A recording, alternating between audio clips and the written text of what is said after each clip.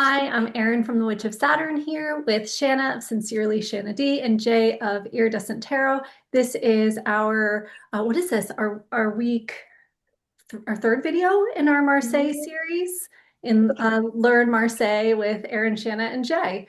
So welcome back, everybody.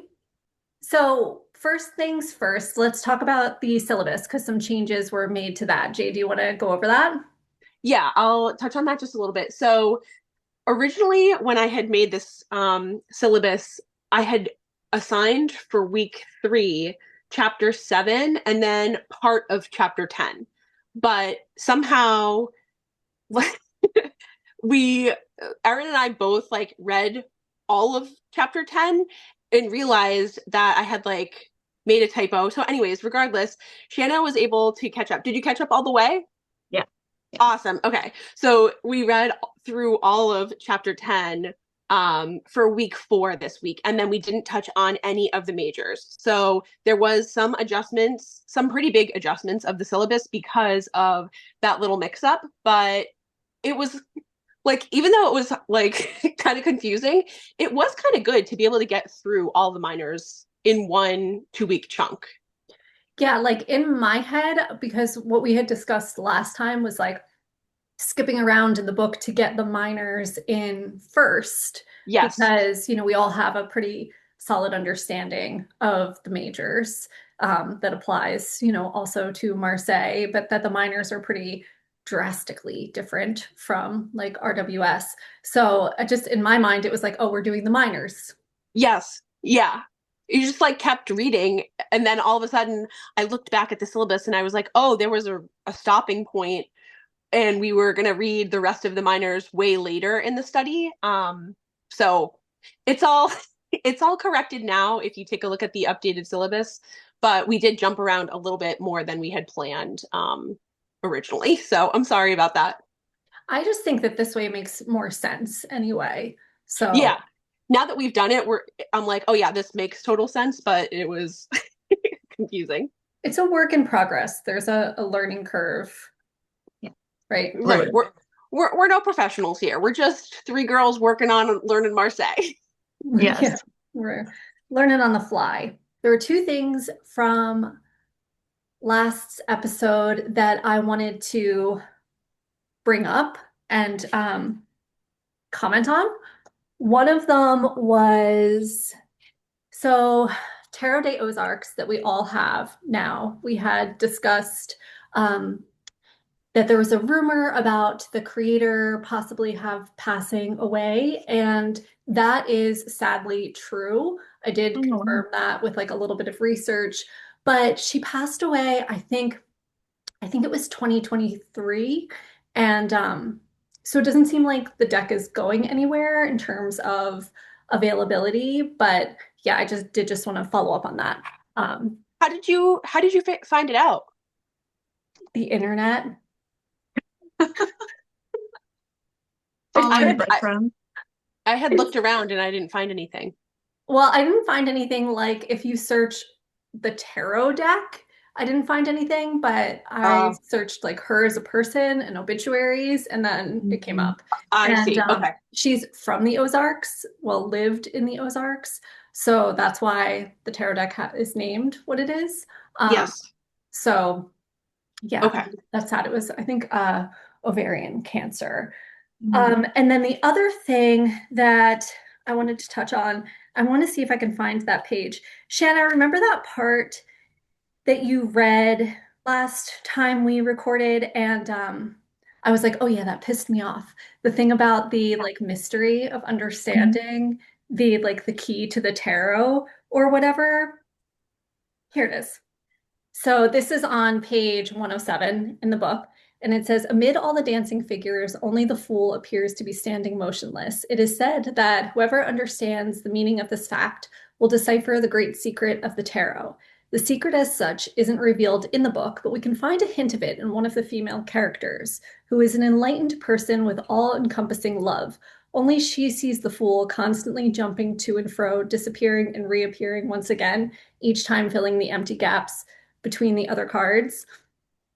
Anybody think more about that or just me? I was like, I thought about it only in the capacity that you were mad about it.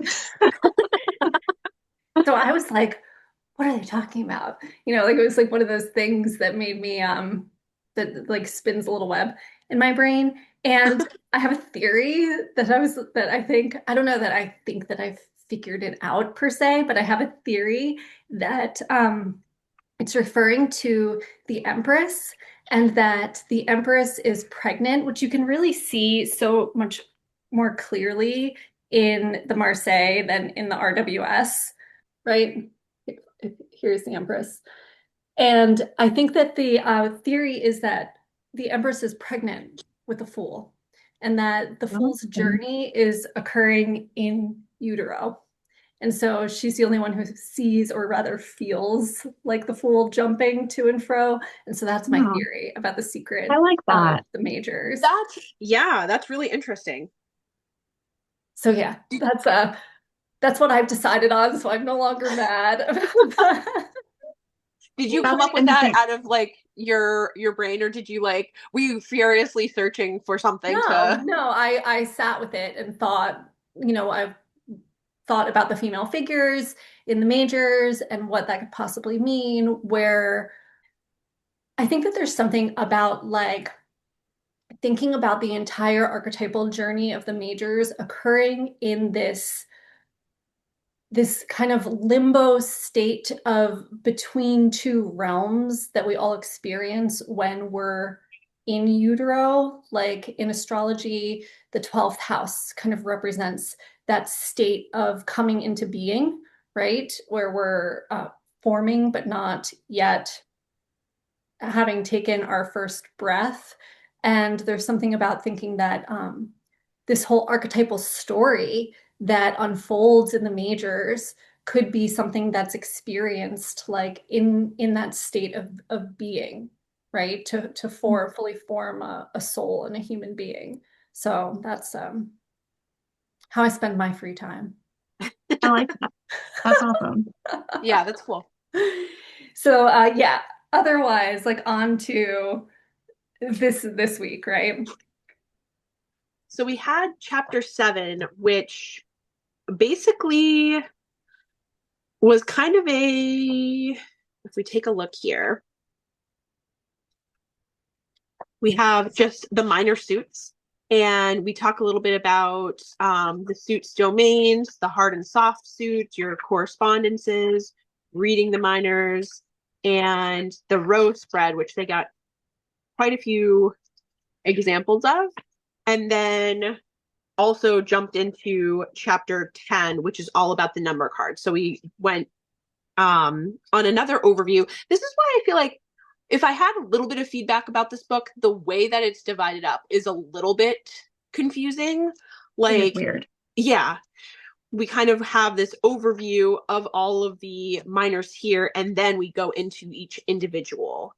And I kind of struggled with that when I was trying to take my notes based on the highlights, because it's like all of the information in the beginning of chapter 10 felt important to me. Like I wanted that information on these pages as well.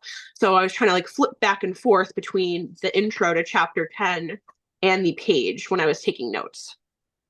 I think that was kind of my issue too, because he was talking about so many things that happened within the imagery, and there was no image to go along with it, which granted, I could have pulled out my deck, Yes. but a lot of my reading I was doing not at home, and so I should have brought my deck, but I didn't. And then even when I got home, and I was catching up, and I would refer to the deck that I have, which is the classic tarot. It's the one that follows along most closely to what he's talking about. A lot of Yeah. that stuff isn't in that deck, like the little nuances of color. And so I wondered, well, two things.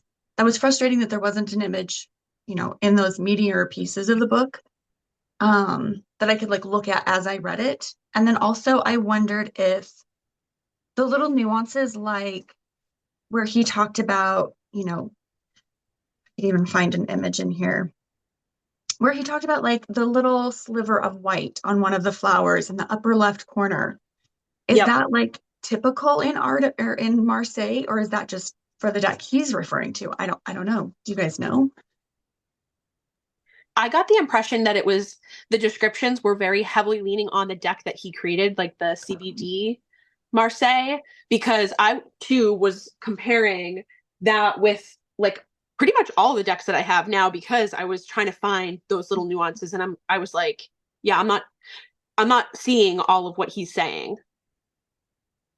Yeah. So this is why I had to get traditional Marseille decks because I feel like that disconnect Yeah. will drive me nuts.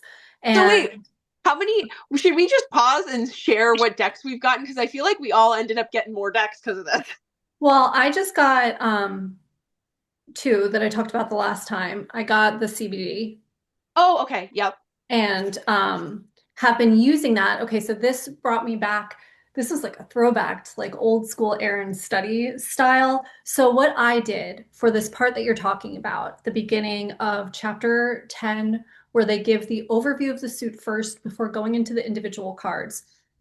Like this, the advice given, and this is something that like that I do for decks in general. I like to lay them out and see the whole story line of the deck as a whole rather than like the individual cards. And what I used to do back in the day when I was learning tarot was I would take my cards and I would photocopy them and shrink them down and put them in my notes. And so that's what I did for like these sections, the overview. So I just Huh. photocopied like the 2 through the 10, so that as I took these notes on the overview of the suit as a whole, like I can take in the full suit. It would have been nice if they did that like in the book, Agreed. before then going into like each individual card. I think that that's why it's structured that way. It's because those individual pages are to think about the cards as individual cards, and the descriptions of the suits are to think about the suit as a whole and the story that it tells. Like it reminded me of learning, like we talked about this before, the Rachel Pollack's lines of the majors, and like being able to see the story that is told through like that particular suit, right? Which I appreciate. See, I like that. I like it to be not just 2 of coins, 3 of coins. Like I would rather have this this is like a way that my brain processes. I forget what it's called. If it's called top down or bottom up, I forget. But it's like that big picture first and then going down to the details. So I like the way it's structured in that way. It works really well for me, but I do agree that like the visual component was missing, and so like that's why I just created that for myself. And I'm using the CBD specifically for that. So I haven't read with this deck. I've just been using it more as like this is my study deck because this is the deck that's used in the book, and like that like dissonance between, like I can't use Tarot de Aux Arcs for what this book is talking about because it's It it's doesn't different. match. Um, and what I found, I haven't done like a side-by-side comparison, but I did get the Pierre Madenié, and it does seem LOL. very The Madenié was the one that I was specifically using to compare with the images that were in the book. And like there was a couple of points where I think the white tipped was one of them. There was one about the pentacles not having dots in all of the pentacles, and that wasn't in the Madenié. So there were quite a few oh, interesting. differences. Yeah. Do you remember which card in particular? I do remember in one of the pentacles, it said there were 3 upper left coins that, oh yeah, it was the 10 of coins. This might not be the same one that you're talking about, but it said the centers of the 3, hold on, I'm gonna move my flag. Centers of the 3 coins at the top left are not colored red like the others. So that was another thing, Yes. like all these little pieces. That's Okay, this. so So that's this, here. You see you it? have all of them with the red dots Right. in the Madenié. And not in the CBD. Yeah. I kind of like the nuances because if anything, that's a case for having a small collection of Marseille, because there are going to be differences. Like, you are going to have things that are a little bit different deck to deck, and it's like it's a justification to have more than one deck. Yes. Yeah. Do you have the CBD, Jay? No, I don't like the digitized lines. It's too clean. Okay. Yeah, I mean, I don't love that either, but for these purposes, I thought it was, something I wanted to be able to have on hand. And also, one of my toxic traits is that I will spend more money to get free shipping. And so that was one of these situations where I was like, oh, I could buy the CBD and get free shipping. And like that, therefore, in my mind, I'm like saving $10, even though I'm spending 20 more. I Yeah. don't know. So here we are. So will you also link, because I'm assuming other people will be curious, link the decks that you guys have purchased, the CBD, and then also what did you say the other one was that you both picked up? That's the Pierre Madenié. Okay. Where did Yes. you buy that one from, Jay? Tarot Arts or Yeah, someplace like that. that's where I bought it too. Did you pay for shipping? I don't remember. Probably. What? So did you order both of those too?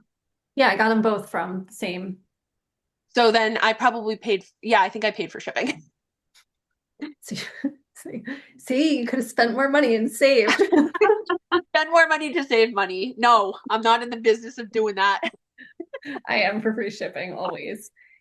So, but I'm glad I do because, something like that, like I like to be able to have that as just like a reference point, even if I'm not reading with this deck. I like to be able to see what they're talking about.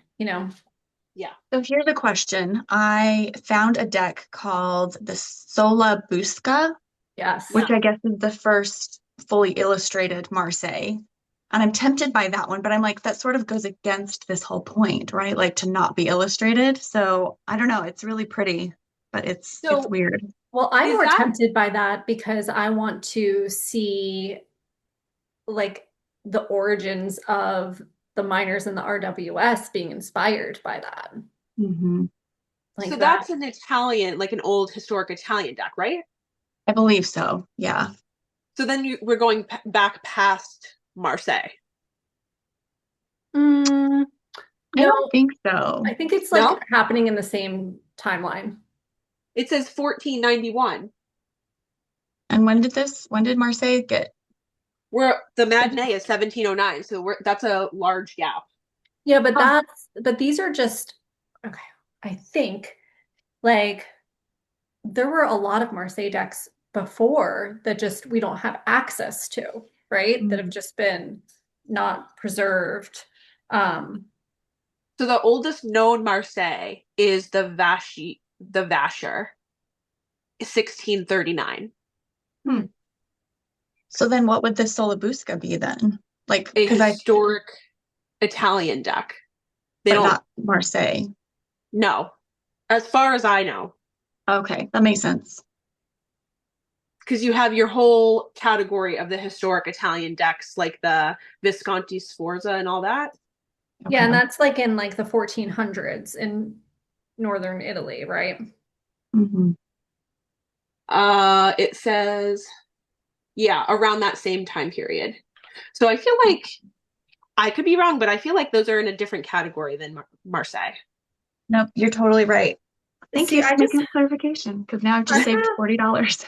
no, I think that they're just in a totally different category. But I have that the printed decks from the 16th century, like the 1500s, are some of the earliest to survive. But do they know like the I think you could go down an entire rabbit hole of ancient Italian tarot, and people do. yes. Um, the person is Marilyn from Tarot Clarity. I'll put a link in the description box, but she has excellent content on historic Marseille and ancient Italian decks. So that might Interesting. help. Because what's the Solabusca date again? It's It's like like 14, yeah, 1459, Yeah, 1491. so 95. and but in this book it says that the printed decks from the 1500s are some of the earliest Marseille decks to survive. So Okay. I feel like it is like kind of same timeline Yeah. But not necessarily the same school, I style. guess. Yeah. Yeah, but super interesting. I was very interested reading about that. So I guess we could we could talk about chapter 7 because is there anything in particular that stood out to you from chapter 7? One of the first things I flagged was it talked about the suit symbols, and then in the wands it said represents the class of peasants and farmers. The coin represents merchants and urban artisans. The sword represents the fighting nobility, and the cup represents the clergy, which, I mean, maybe that was a thing in RWS, kind of similar. I feel like maybe at some point I heard something about that, but I thought that was interesting. Yeah, I didn't note that down, but like it's funny which things that as we read we find interesting, and then like I do think that's super interesting, but when I read it, that didn't like stand out to me. Yeah. Yeah, I took notes on that because I thought that that was interesting too, and it reminded me of the like class of nobility that you see in the courts. Mhm. Yeah. I think it could play into even today, you could assign those things to specific social classes or whatever in our modern world. Did anybody, as you were reading through the like individual interpretations of the card, think about how it connects to or may have inspired the miners in the RWS? I did a little, but I also tried to keep them very separate in my head because I feel like this is such a separate thing. At least, Yeah. Yeah, my brain doesn't work like that. So yeah, this was very interest. This is one that stood out for me.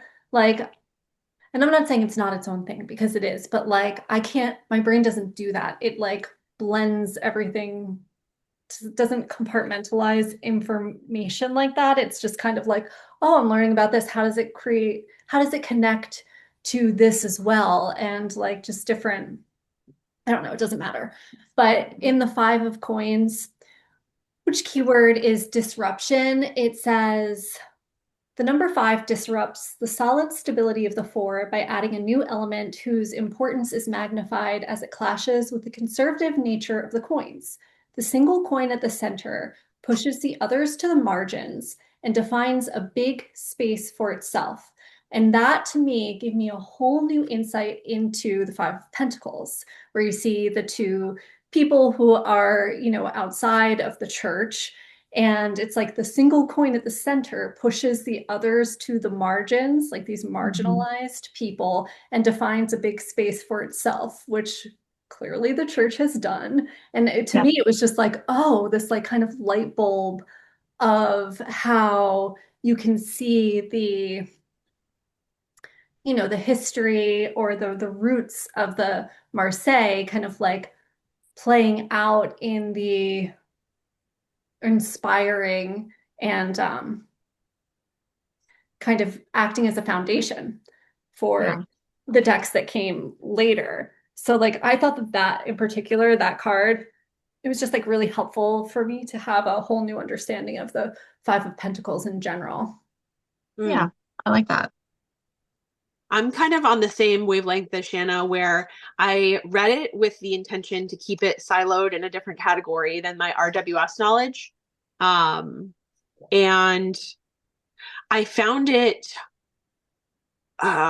different enough that it warranted feeling like it was in a different category. Like I totally get what you're saying, trying to blend it and make connections. But I feel like if I try to just like let it free flow in my brain like that, it's gonna just kind of get a little too muddied up. So I kind of did the same thing that Shanna did. Yeah, Yeah. I don't know. I'm not like trying. I'm just I went through, it's just I what went happens. through I just used these like little flags and put keywords on the bottom of my least favorite Marseille deck. So I can kind of use that as my study deck because that's how I learned RWS. So Can you show that again? yeah, I thought the keywords were different enough from Oh, RWS cool. that and I didn't really want to write on it. So Oh, yeah, I love that. That's such a good idea. yeah. So I think I'll I use want to that do as a that. study deck. Yeah, I'll be doing that too. How did you guys like your, I guess because we kind of did what the one card-ish or one card daily-ish draws and then the map the energy. Did those resonate for you or did you feel, like they made sense or that they Yeah. portrayed So your week for you? for the one card daily-ish drawing, I pretty much did every other day for that. And what I tried to do was break out of my Ozarks like love affair and try to use I actually ended up shuffling my FD Milano and using that because now I have Mhm. this one that's in order that I can like use to reference. And it was good to get back to something that was a little bit more traditional than Ozarks. And I found that the one card readings were nice. But I will say, just from the things that we read from our first session, it feels like Marseille really flourishes when you have more than one card. So it was hard to get as much out of the one card readings. Yeah, And then the map my energy, that was awesome. Like I thought that was so cool, focusing on the color rather than any of the meanings. agreed. So I've been doing like continuing that week ahead practice with the Marseille, where I mean, I have a week ahead practice in general that I've been doing for some time now that I'm still doing, which is also interesting to see the overlap of those cards with the Marseille pull of the week. So I basically do two. I do like my own cards of the week, and then I'm taking them in as individual cards. But the Marseille card of the week, I lay out and leave out on this little table in my office so that I can see the week as a whole and kind of take in the whole plot line. So I'm paying attention to not just the individual day that I'm on, but like how that fits into the story of the week. And then also paying attention to that, like more map my energy or like the color story that shows up. And I've been doing that. I've been pulling it with Ozarks and then laying out the corresponding cards from Madenié underneath it to also then like study the difference between a more modern take and a traditional Marseille. And I've been really enjoying that. I really like taking in that again. Like I like that full picture visual. So, a question for both of you. How much weight do you give the color interpretation versus like the symbolism? Ooh, that's tough. I think somehow when I read with Ozarks, I give the color more weight than I do with any of the other decks. And it might just be because I resonate a little bit more with the Ozarks colors. Like, one of the reasons I never got into Marseille in the first place is because I can't stand these primary colors, and it's like so unfun for my eyes to look at. Very Um, limited. yeah, it's so limited, and they're just like these garish primary colors. So I probably would say in general, I'm giving it like a 70-30 of symbolism or what's on the card versus the color. Like I still consider it, but it's not as heavily weighted as what I'm seeing in the image. See, I feel like the color story is easier to see in the traditional Marseille Hmm, interesting. What about you, because Shanna? it's so Oh, limited. There's more repetition of the same colors versus That's like true. in Ozarks, there'll be like there's some colors that pull through. Like I usually have like I'm drawn to like the reds because they kind of seem to show up in every card. But there's some like more what's the right word? More like vibrant colors that aren't in other cards that kind of show up that seem to like pink in that one, right? Versus like there's no pink in the next couple, something like that. Whereas in a traditional Marseille, there is a consistent palette that runs through. So I think that it's easier for my brain to see the particular color story um, in those decks. Okay, that's interesting. I like that because I would say similar to Jay that I do prefer the Tarot de Ozarks just because I feel like there's more emotion in the color of that deck. Yes. Mhm. Yeah. Or I guess I can assign more emotions to that deck versus the red, yellow, Yes. and black, right? Like I feel like that would Yeah. have like three type Yeah, but emotion. so I'm not looking at it like an emotional connection, I guess. I'm more like looking at it as like patterns, right?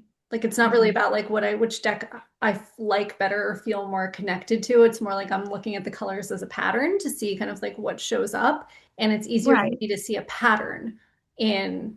I think that can apply to the Tarot de Ozarks as well, because I think you can pull out similar You colors can. or Yeah, I mean, Mhm. I just find it to be more clear and easier because of, when you have five, six colors, and the Mhm. repetition of them is pretty, I mean, it's just a number game, right?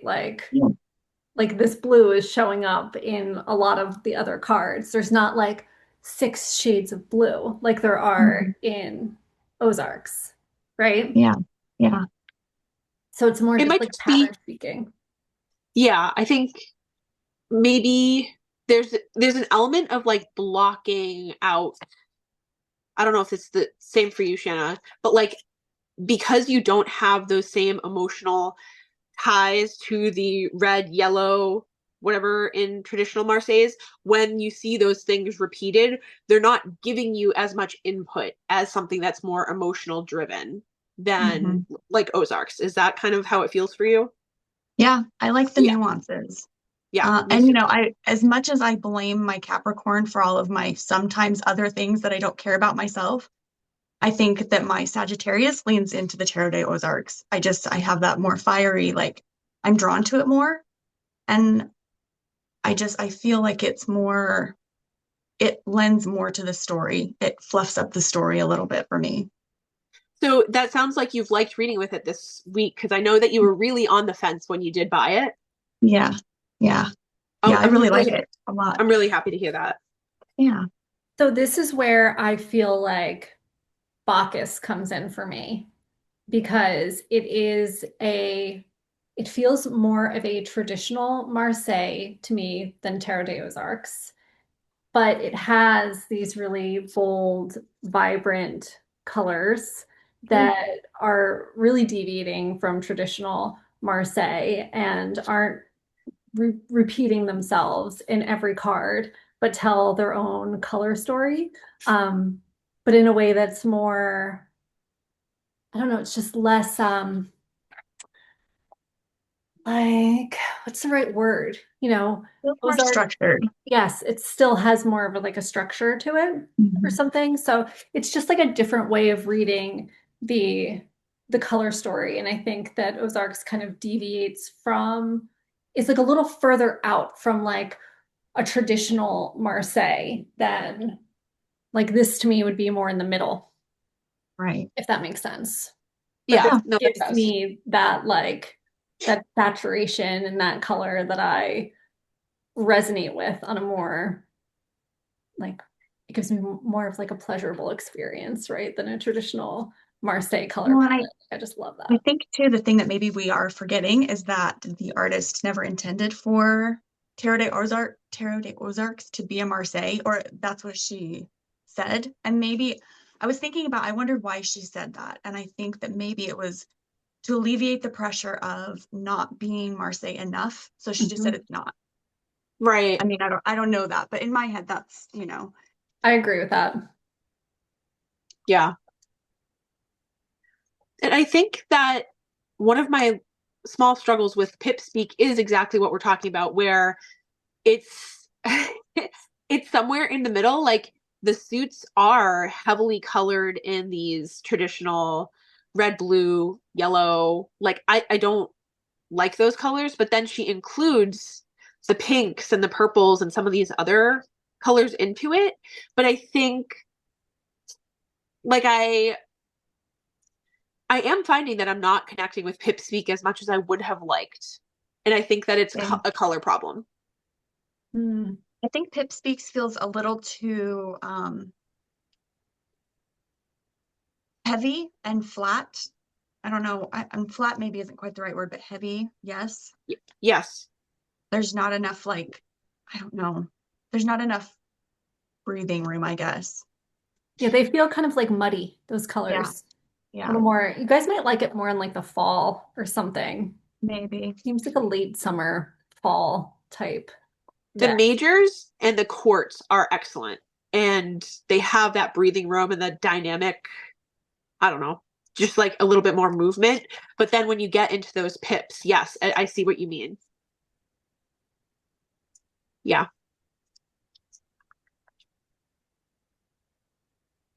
It's interesting. Do you guys have more Marseille decks on your radar? I briefly looked at the Soprafino. I think I that's don't an Italian too. really. Yeah, I'm you're pretty liking sure the that one, Italian deck. I'm pretty sure that one is Marseille though. Yeah, it's Milan, 19th century. But I like the Italian decks too, Shanna, because I Hmm. got so the FD Milano is from Milan, but it's the same time period as these Marseille. And then I got this Eduardo Dodi, which is also a Milan. And so it's another like Italian style deck. And I like them too. Yeah. They're just, I don't know, whatever their style is, it just suits me a little better, I think. Yeah. I'm like very happy with the Marseille decks that I have right now. Like I love Bacus so much, so much. And I'm really enjoying the other decks too. Well, I should say I'm enjoying these four, right, that I'm like reading with because the other ones that I have that I bought prior to the study are just sitting. Yeah. Oh, yeah, the dark one. Yeah, that one, those are that, you win some, you lose some. Yeah. I mean, and I'm struggling a little bit with the Madenié because I feel like the cardstock is a little bit firm for me. I It's a little love weird. I love the colors. I think that the art style is nice, but and I like the really muddy lines. So there's a lot that I do like about it. But cardstock wise, I haven't tried to shuffle it yet, but it doesn't it's pretty firm feeling. Yeah, I agree. But I like it enough to not care about that. Do you guys think you'll make the switch from Marseille to RWS as your main reading? Ooh, No, that's a good question. I think I'll What just about? I'll read with both, like I'm doing now. I don't see it like a switch or something. I think for me, I would use Marseille in the same way that I would use the traditional RWS. Like I go to traditional RWS when I need a very straightforward, not a lot of other stuff happening reading. I don't know if I have a good example of that, but I think that's what I would use Marseille for. Or maybe even if I was reading for someone else where I didn't want a lot of I guess, emotional or personable feedback from the images or the people in an RWS. I think it would be beneficial for those. But overall, I'm going to stick with RWS. I really I think that I might try my hand at using Marseille on other people and see how that works. If I get the same type of if I'm able to give the same type of reading experience, I'll have to like play Mhm. around with someone on that. Um, but I don't see this like, oh my gosh, I don't want any of my other decks now. I'm just like a Marseille person from here on Yeah. out. Yeah, I don't feel that. What about you, Yeah, Jay? No, I don't feel that either. I think what blew my mind the first couple weeks is the open reading style, and I think that's the Mhm. thing that I'm going to bring forward the most into my readings. That in particular, where reading about the specific card descriptions this week, I I was like, that's nice and all, and I like adding like knowledge to my repertoire, but it didn't make me want to switch to Marseille as my primary reading style in the way that reading about open readings did that for me. Yeah, Yeah, And agreed. it's interesting having like learned open reading with RWS Hmm. yes, to then have um I don't know, I'm kind of glad that coming into this that I had done so much of that practice before. Um and just like been able to like layer more on top of that. And it is a challenge with the pips. Like it is something different with that. yeah, they're definitely I kind of thought that the way that the pip cards would be described in chapter 10, I kind of thought it was going to be a little bit more math-like, where it was like you have the six, which represents whatever, and then you have the coins, which represents whatever. So you add six plus coins and you get your description. And it wasn't as mathy as I kind of anticipated. Yeah. No, it's very much like what do you see? You know, and like Hmm. that's the open reading style, right? Is like, what are these images showing you? Like, you know, this one's isolated, this one has a lot of room, there's growth here. Like, I like that. I like that about Hmm. this. I like that it's not so like mathematical. It's more, um, you know, like what do you see in this particular card? What is what's the imagery showing you? Hmm.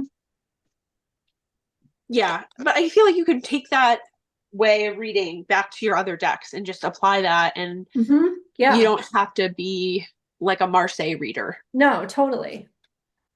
And then on week 4, we had for our assignments to do the one card yes or no. I didn't really like doing that because I don't love, in general, like I've never done yes no readings. I always do open-ended questions. Hmm. Um, so I gave us that assignment. I didn't love that part. Yeah, me too. And then the general 3 card spread with the focus on being color for the first one, and then then the second one being with a focus on number. I liked doing that because it really let you hone in on, okay, this time I'm reading and I'm only looking at the color, and this time I'm reading, I'm only looking at the number. And I thought that was a really nice juxtaposition, one after the Hmm. other. I thought it was a nice way to sort of lean into the concept of Marseille. Yes. Yeah.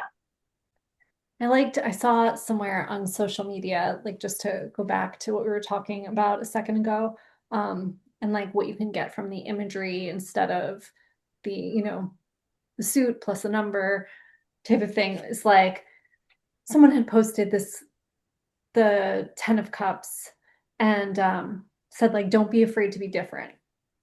And I love that. Like this one Yeah. cup is, you know, going against the grain, doing its own thing. It's bigger than the others. It's not upright. And like something like that, I love to be able to pull a message like that from the pips that seem Mhm. like they shouldn't be able to give you as much as they do or something. I think that was one thing I wrote as just as a side note in the book was that the author gives a lot of like very structured keywords, which is great. And again, that's how I learned RWS, but I was struggling with those using his same keywords because when I look at some of these cards, those keywords are not what I would associate it with. Yeah. And so that card specifically, I can't remember exactly what because they've talked about that main cup being at the top. Like that cup was the leader, I think, something along Yes. those Yeah. lines. Leadership. And Yeah. that's not, I really like the way someone else has brought it up in that being different. And I thought, okay, so you don't have to follow his structure or his, keyword suggestions. It can Right. still be about what your intuition is telling you in that moment with that card and that Well, I clearing. think So, I think that really like the open reading style is all about that. And this whole thing of right. like everything is a sign and you know, it's like what do you see in not only this card, but in the combination of the cards surrounding it. Like, what is the Exactly. story that's being painted? And some of the best advice I heard about how to frame questions, especially in predictive readings for clients, or a predictive reading style, which is what I associate with open reading to be. Um, it's like how I learned it. I learned it as predictive reading. And then once we got to this study, I was like, oh, open reading is predictive reading. You know, like I just hadn't heard it phrased that way before. But anyway, I digress. But to frame your question as, show me what this looks like. What does it look like if, because tarot speaks in imagery, right? So it's like, what does it look like if I take this new job? What does it look like if I stay in the position I'm currently at? And then you're comparing these two stories, right? Mhm. Pull three cards for the first path or road. What does that look like? What if I do, you know, what does it look like if I do this instead? And then see the storyline play out, right? You know, And to not pay attention so much to those keywords, those definitions, the structured meaning of the cards, because like sometimes the image shows you something that is so on the nose, it's like hilarious, that has nothing to do with what the card means. right. It's an Exactly. answer to your question. It's showing you exactly what it will look like, you know? And I think that's a good reminder, even with RWS, that when people are learning the cards, they're so focused on like, what does the card mean versus what are you getting from that card in that moment, you know? Yeah, what do you see? And what do Exactly. you understand, right? Like what are Hmm. you intuiting? What are you taking in through all of your senses, through Right. not only just your eyes, but that intuitive, like your third eye, right? Like what do you Hmm. see? Yeah. And that's kind of like what my practice has kind of just like been revolving around with the Marseille study, is just like I'm doing the week ahead and then I'm doing a bunch of open readings. Like I'm Yeah. just asking questions, I'm throwing down three cards and I'm sitting with them and seeing what makes sense, what this looks like, what that looks like. Um, it's fun. It's interesting. Were there any cards in particular that surprised you in their meaning? Ooh, let me check my notes. Shanna, you have such good questions. I'm trying. I took notes today, like question That, notes today. that's so good. I'm really impressed. One of the quotes that I wrote down for the sword suit it's not a specific card, but just something that he said that I really found profound. The separation between an internal and external part emphasizes the cutting character of the suit of the swords. And so what we really see in a lot of those suits, in a lot of the swords cards, because the swords are bowed, you always have an internal and an external. And how can you apply the fact that that boundary, that cuttingness of the internal and the outternal, how it can apply to pretty much every card in the sword of the suits, in the suit of the swords. And I like that bone nature of the swords also becomes very protective. Like there's that space in between, like especially like in the four of swords right there that we're Right. looking at, like where there's a boundary, right? And either that can be a good thing or a bad thing. And that's so swordsy. So swordsy. What did you have for your favorite little tidbit? I liked the nuance of all the little, just the things that I didn't even realize were on the cards. Yeah. You know, just like the white tip of the petal, or there was one with a single white berry on a sideways branch. You know, I had no idea that stuff was even there. Um, and so now it's an Mm. invitation to dive deeper into all the little nuances. I liked the little Easter I eggs, like, I guess you could yeah, I say. Yeah. liked that little berry part. I Yeah. remember. Yeah. Yeah. Yeah, and it's like even the things that he didn't point out as those little nuances, you can see them now. Like maybe they didn't mention anything on the Hanged Man about the different color on this side versus this side, or the fact that Mhm. these are opposites that are switched and the top bar is a different color. Like those things aren't talked about, but you can now read into and infer those things because you're more aware of all the little Mhm. differences that can happen on each of the cards. Yep. It's like we've been given Marseille glasses. We put them on and we're like, oh, I see it Yes. now. Yeah. Makes you more detail oriented. Yeah. What about Did anybody try this? I wanted to try this and I didn't do it yet. But that spread where you're just reading the majors, but you're pulling cards and layering them on top of each other until you get a major. Oh yeah, that was in here somewhere. Under reading the minor suits, where you shuffle, there's like different ways to read, right? You could shuffle the majors and the minors together. You can keep them separate in a two-part reading, reading minors first, then majors, or doing this middle way where you rely on the majors but use the minors as a background layer for a basic three-card spread. So you make three piles with a major on top. So you just keep drawing cards in the pile. So if you're like, you pull this card, it goes down, goes down, it goes down until you get, oh, here's a major. So then that's the top of pile one. And then Yeah. here's another major. So pile two is just that one major. And then pile three, I'm pulling this, and then here's the double. So there's my three-card spread. And then I'm noting like, okay, well, this first pile with justice has three cards underneath it. And then you can lay them out like this way as their Mhm. own storyline, right?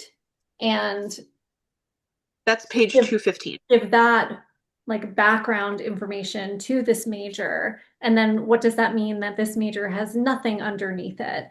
And then, the last one just has this one card. So you're doing a three-card spread, but there's this kind of like what's the undercurrent, which reminds me of how I read the bottom of the deck in my Mhm. readings.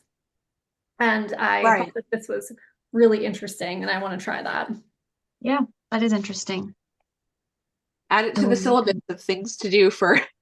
yeah. And then it's like you check how many suits are present. Like, are there a lot? Is there overlap with? Is there a bunch of swords in this pile? I just thought it was an interesting way to kind of pull in all of these different correspondences into one reading. I do like that. Yeah, it solidifies a lot of different things.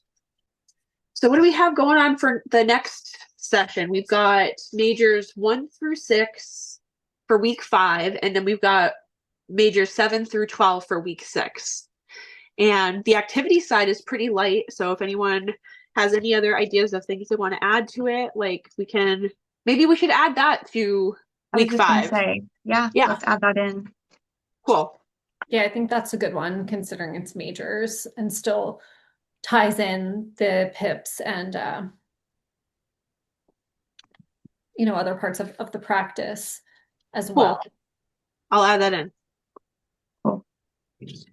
And then maybe for week 5, I'll add that. And then for week 6, we can add that row one in too, because I took notes on that spread as well.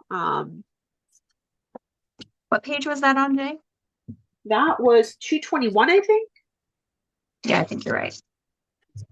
Yeah, so the rose spread is basically just like saying that it's difficult to get a full reading with only three cards if you're using the minors as well as the majors, because the minors aren't rich in details the way that the majors are. So like to kind of I did play around with this already, I forgot. So if you pull like seven cards, then there's a clearly delineated center where you've got three cards on one side and then your central card and three cards on the other, and doing a reading and taking in like the story of that. Or and I did this too.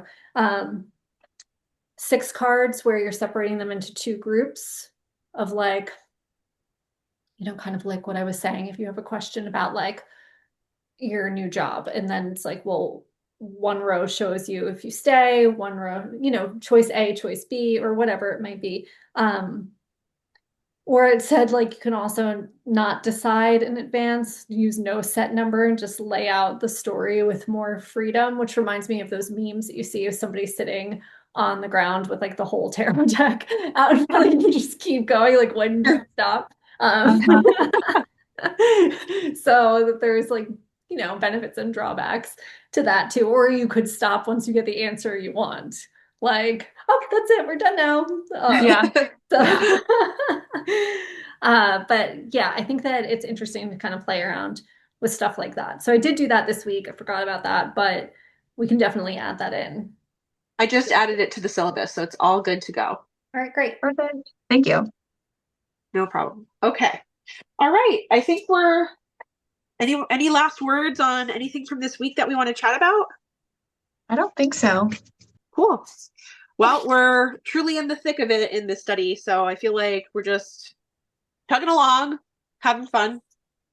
So for those of you that are following along with us, make sure that you check the updated syllabus and please let us know your progress in the study, if you're enjoying it, if there are things that you think are important that we haven't touched on, would always be helpful to get some feedback with that. And Also, yeah, tell us what your favorite deck is. yes, that too. That too. Oh, Yeah. there's what's her name? Somebody on, is it Elements of Tarot? What's her name on Instagram? Yeah, Aldana. Aldana? Hmm. Yes. She's got some great Marseille decks. Yeah, she does. And she's been following along with the study, and it's been really nice to just have people that are like super excited about Marseille participating, watching the videos, like being in the comment section, chatting about their experiences. So that's like, we love that. I think she has all like Shanna, she has the deck that you use. She has all of the decks that we have, I think. That's awesome. I love it. Great taste. Great She has taste. great deck taste. Yeah. All right. All right. Well, thanks, guys. This was fun. Yeah, Yeah. it was. All right. Thanks Looking for your forward to time. it. And we'll see you guys in 2 weeks. Sounds good. All Bye. right. Talk to you Bye. later.